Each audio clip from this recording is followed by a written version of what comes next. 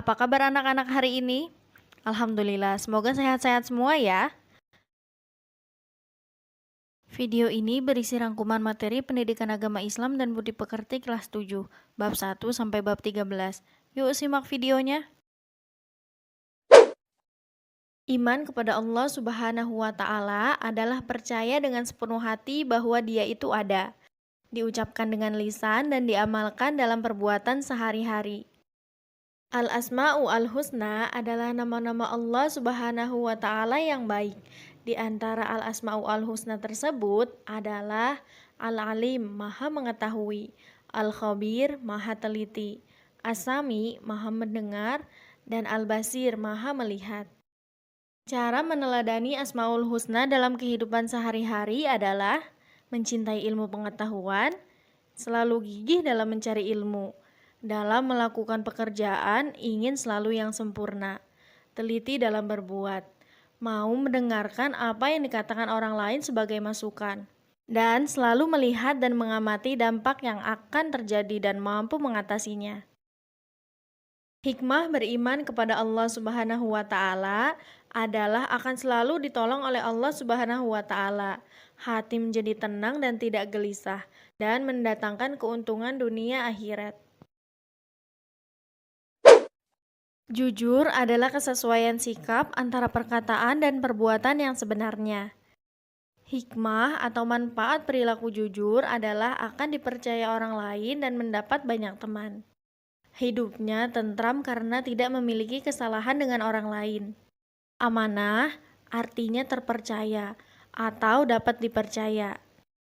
Amanah ada 3 macam, yaitu amanah terhadap Allah Subhanahu wa Ta'ala, amanah terhadap sesama manusia, dan amanah terhadap diri sendiri. Amanah dapat diwujudkan melalui perbuatan seperti menjaga titipan rahasia, tidak menyalahgunakan jabatan, menunaikan kewajiban dengan baik, dan memelihara semua nikmat yang telah diberikan oleh Allah Subhanahu wa Ta'ala. Istiqomah berarti tegak, lurus, tekun, dan ulet. Istiqomah dapat diwujudkan melalui perbuatan, selalu menjalankan perintah dan menjauhi larangannya, melaksanakan sholat tepat waktu, belajar secara terus-menerus, selalu menaati peraturan yang ada di sekolah, dan selalu menjalankan kewajiban. Toharo artinya bersuci, baik dari najis maupun dari hadas. Darah yang keluar dari rahim perempuan yang menyebabkan hadas besar adalah haid, wiladah atau melahirkan, dan nifas. Tayamum adalah mengusap kedua tangan dengan debu yang suci. Tayamum adalah pengganti wudhu dan mandi wajib dengan syarat-syarat tertentu.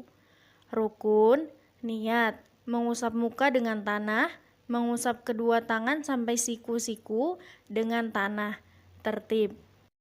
Mandi wajib atau junub atau janabat adalah mengalirkan air yang suci ke seluruh badan disertai dengan niat untuk menghilangkan hadas besar.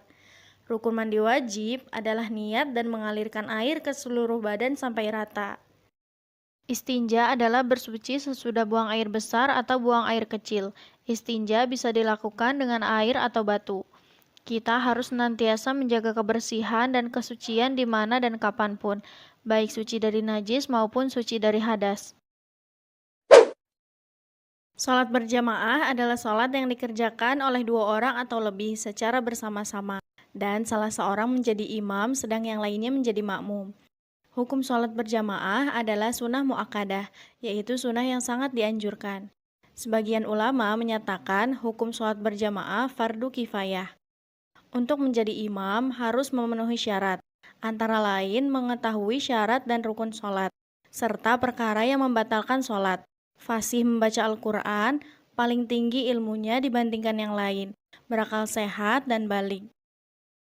Masbuk yaitu orang yang mengikuti imam tetapi tidak sempat membaca surah Al-Fatihah bersama imam di rakaat pertama. Keutamaan sholat berjamaah adalah menjalin silaturahmi antar sesama, mengajarkan hidup disiplin, mencintai dan menghargai, menjaga persatuan dan kesatuan, menahan dari kemauan sendiri atau egois, dan patuh kepada pemimpinnya. Sikap kecintaan kepada sholat berjamaah dapat diwujudkan melalui perilaku sebagai berikut. A. Ketika masuk waktu sholat, segera menuju masjid dan mengumandangkan atau mendengarkan azan. B. Ketika mendengar azan, segera menuju masjid. C. Mengajak teman-temannya untuk sholat berjamaah. D. Suka menjalin tali silaturahim antara sesama di masjid. E. Senang mendatangi majelis-majelis taklim untuk menuntut ilmu agama. F. Tidak suka membeda-bedakan status sosial manusia, karena ia berkeyakinan bahwa kedudukannya sama di hadapan Allah Subhanahu wa Ta'ala. G. Bersikap demokratis, taat kepada pimpinan selama tidak melakukan kesalahan, dan apabila pimpinan kita salah, maka kita wajib mengingatkan ke jalan yang benar, termasuk di dalam taat kepada kedua orang tua dan guru. H. Menjaga persatuan, kesatuan, dan menjunjung sikap demokratis. Nabi Muhammad SAW lahir hari Senin 12 Rabiul Awal atau bertepatan dengan 20 April 571 Masehi. Tahun kelahiran Nabi Muhammad SAW disebut tahun gajah. Sifat-sifat Nabi Muhammad SAW antara lain tidak mudah putus asa, semangat kerja yang tinggi, selalu jujur, amanah, tabah, optimis, dan percaya diri. Nabi Muhammad SAW diangkat menjadi Rasul pada usia 40 tahun dengan menerima wahyu pertama Quran Surah Al-Alaq ayat 1-5 melalui perantara malaikat Jibril di Gua Hiro. Dakwah Nabi secara sembunyi-sembunyi dimulai setelah turun wahyu kedua Quran Surah Al-Mudassir ayat 1-7, masih sebatas keluarga dekat. Dakwah Nabi secara terang-terangan dimulai setelah turun wahyu Quran Surah Al-Hijr ayat 94-95. Dalam berdakwah, beliau mendapatkan berbagai rintangan, baik dari keluarga maupun kaum Quraisy dan pihak luar. Namun, semua dihadapi oleh Nabi dengan penuh kesabaran dan keikhlasan. As-sabiqunal awalun adalah orang-orang yang pertama kali memeluk Islam. Mereka adalah Siti Khadijah, Abu Bakar, Ali bin Abi Thalib, Zaid bin Harisah, dan Ummu Aiman. Cara meneladani perjuangan Nabi Muhammad SAW di Mekah. A. Tugas dan tanggung jawab tidak bisa dipikul seorang diri, tetapi harus ada kebersamaan dan persatuan dari berbagai kalangan masyarakat. B. Dalam bergaul harus bisa memilih teman yang dapat mengajak kepada hal-hal yang positif dan baik. C. Dalam mengajak teman untuk berbuat baik, tidak boleh dengan cara-cara kekerasan, tetapi perlu dengan keteladanan, sabar, lemah lembut, dan kasih sayang.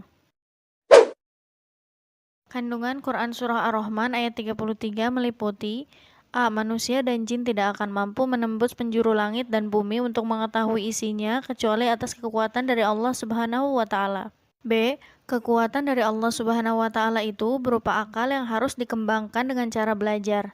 C. Belajar itu wajib agar kita dapat menguasai dunia untuk kebaikan umat. Kandungan Quran Surah Al-Mujadalah ayat 11 meliputi A. Perintah untuk menuntut ilmu setinggi mungkin. B. Perintah untuk selalu beriman kepada Allah Subhanahu wa Ta'ala. C. Perintah untuk memuliakan orang-orang yang beriman dan berilmu pengetahuan. Rasulullah SAW menjelaskan bahwa menuntut ilmu itu kewajiban bagi setiap muslim. Etika dalam mencari ilmu antara lain A. Mencintai ilmu yang sedang dipelajari. B. Menghormati orang yang memberikan ilmu atau guru. C. Tidak memotong pembicaraan saat guru sedang menjelaskan. D. Mendengarkan penjelasan guru dengan serius.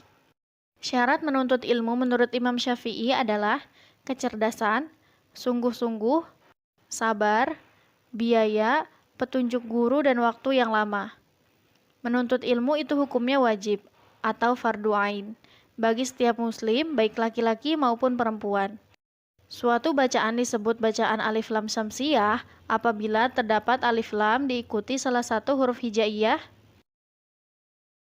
Suatu bacaan disebut bacaan alif lam qamariyah apabila terdapat alif lam diikuti salah satu huruf hijaiyah. Iman kepada malaikat adalah percaya dan yakin bahwa Allah Subhanahu wa Ta'ala menciptakan malaikat dari cahaya atau nur untuk mengatur dan mengurus alam semesta. Sifat-sifat malaikat antara lain hamba Allah Subhanahu wa Ta'ala yang mulia, dapat menyamar sesuai kehendak Allah, tidak makan dan tidak minum, tidak memiliki jenis kelamin, tidak pernah letih dan tidak pula berhenti beribadah kepada Allah, tidak mau masuk ke rumah-rumah yang ada anjing dan patung-patung, senang mencari dan mengelilingi majelis zikir, selalu berdoa bagi hamba yang duduk menunggu sholat berjamaah. Nama-nama malaikat yang kita kenali adalah Jibril, Mikail, Israfil, Izrail, Munkar dan Nakir, Raqib, Atid, Malik dan Ridwan. Beriman kepada malaikat dapat diwujudkan dengan cara mengetahui tugas malaikat, kemudian menjadikan tugas malaikat itu sebagai pedoman untuk melakukan perbuatan. Empati adalah keadaan mental yang membuat orang merasa dirinya dalam keadaan, perasaan, atau pikiran yang sama dengan orang lain. Perilaku empati dalam kehidupan sehari-hari dapat diwujudkan dengan peka terhadap perasaan orang lain, membayangkan seandainya dia adalah aku, berlatih mengorbankan milik sendiri dan membahagiakan orang lain. Ketika orang tua masih hidup, cara menghormatinya: A. Memperlakukan keduanya dengan sopan dan hormat. B. Membantu pekerjaan di rumah, mengikuti nasihatnya. C. Membantu kehidupan ekonominya. Ketika orang tua sudah meninggal, cara menghormatinya adalah: A. Melaksanakan wasiatnya. B. Menyambung dan melanjutkan silaturahmi yang dahulu sudah dilakukan oleh kedua orang tua. C. Menjaga nama baik mereka. Cara berbakti kepada guru antara lain dengan bersikap: A. Rendah hati, sopan dan menghargai. B. Melaksanakan nasihatnya. C. Mengucapkan salam apabila bertemu. D. Memperhatikan apabila diajak bicara di kelas. E. Melaksanakan perintahnya dengan ikhlas. Sholat Jumat adalah sholat 2 rakaat dengan berjamaah yang dilaksanakan sesudah khutbah Jumat pada waktu zuhur di hari Jumat. Hukum melaksanakan sholat Jumat adalah fardu ain bagi setiap muslim laki-laki. Syarat wajib sholat Jumat adalah Islam, baligh atau dewasa, berakal, laki-laki, sehat, menetap atau bermukim. Hal-hal yang membolehkan untuk tidak sholat Jumat adalah sakit, hujan lebat, musafir, dan keamanan. Kemudahan menjalankan sholat bagi musafir disebut rukhsah. Sholat jama' adalah menggabungkan 2 waktu sholat dalam satu waktu. Boleh dilaksanakan pada waktu sholat yang pertama maupun pada waktu sholat yang kedua. Sholat qashar adalah sholat wajib yang diringkas dari 4 rakaat menjadi 2 rakaat. Sholat wajib yang boleh diqashar adalah zuhur, asar, isya, sedangkan sholat maghrib dan subuh tidak boleh diqashar. Sholat jama' dan qashar diperbolehkan apabila dalam perjalanan yang jauhnya kurang lebih 80,640 km. Sholat yang diqashar adalah sholat adaan atau tunai, bukan sholat qadha. Hijrah artinya pindah. Hijrah Rasul artinya perpindahan Rasulullah SAW beserta sahabatnya dari Makkah ke Madinah. Cara meneladani Rasulullah SAW adalah memahami bagaimana beliau bisa menyatukan penduduk di Madinah dengan berbagai macam keyakinan, membuat suatu kebijakan di mana seluruh kelompok tidak ada yang tersinggung dan tersakiti. Penyebab Nabi Muhammad SAW hijrah adalah A. Karena atas perintah Allah Subhanahu wa Ta'ala. B. Karena serangan kafir Quraisy Mekah yang semakin meningkat. C. Karena ada harapan baru untuk mengembangkan Islam di Madinah. Muhajirin adalah orang-orang Mekah yang hijrah, sedangkan Ansor adalah orang-orang Madinah yang menyambut kedatangan kaum Muhajirin. Yang dilakukan Nabi Muhammad SAW di Madinah adalah A. Membangun masjid. B. Mempersaudarakan antara kaum Muhajirin dan kaum Ansor. C. Membuat perjanjian dengan penduduk Madinah. Perjuangan Rasulullah SAW di Madinah dalam rangka mempersatukan umat Islam dengan umat yang lain adalah membuat perjanjian yang sangat monumental yang disebut Perjanjian Madinah atau Piagam Madinah. Khulafaur Rasyidin artinya pemimpin-pemimpin yang diberi petunjuk oleh Allah Subhanahu wa Ta'ala. Yang termasuk Khulafaur Rasyidin adalah Abu Bakar Asy-Syiddiq, Umar bin Khattab, Utsman bin Affan, dan Ali bin Abi Thalib. Secara umum, sifat yang dimiliki oleh para Khulafaur Rasyidin antara lain amanah, istiqomah, jujur, cerdas, bertanggung jawab, dan selalu menyampaikan kebenaran. Secara khusus, sifat-sifat Khulafaur Rasyidin adalah sebagai berikut. A. Abu Bakar Asy-Syiddiq bersifat tegas terhadap orang yang mengaku nabi, tidak mau membayar zakat, dan orang murtad. B. Umar bin Khattab bersifat pemberani melakukan perluasan wilayah Islam. C. Utsman bin Affan bersifat dermawan, banyak membantu perjuangan Islam. D. Ali bin Abi Thalib bersifat cerdas, ilmunya yang tinggi dapat menyelesaikan berbagai permasalahan yang muncul. Kandungan Quran Surah An-Nisa ayat 146 menjelaskan tentang keikhlasan amal seseorang. Kandungan Quran Surah Al-Baqarah ayat 153 menjelaskan orang-orang yang sabar.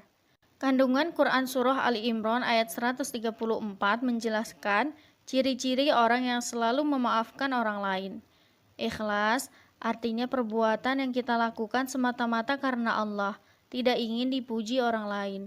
Sabar adalah perilaku yang menahan atau mengendalikan segala emosi. Jika tak terkendali, emosi dapat menjerumuskan ke dalam kesengsaraan. Pemaaf artinya memberi maaf kepada orang yang telah menyakiti atau menzolimi. Ikhlas, sabar, dan pemaaf merupakan perilaku terpuji yang harus bisa diamalkan dalam kehidupan sehari-hari.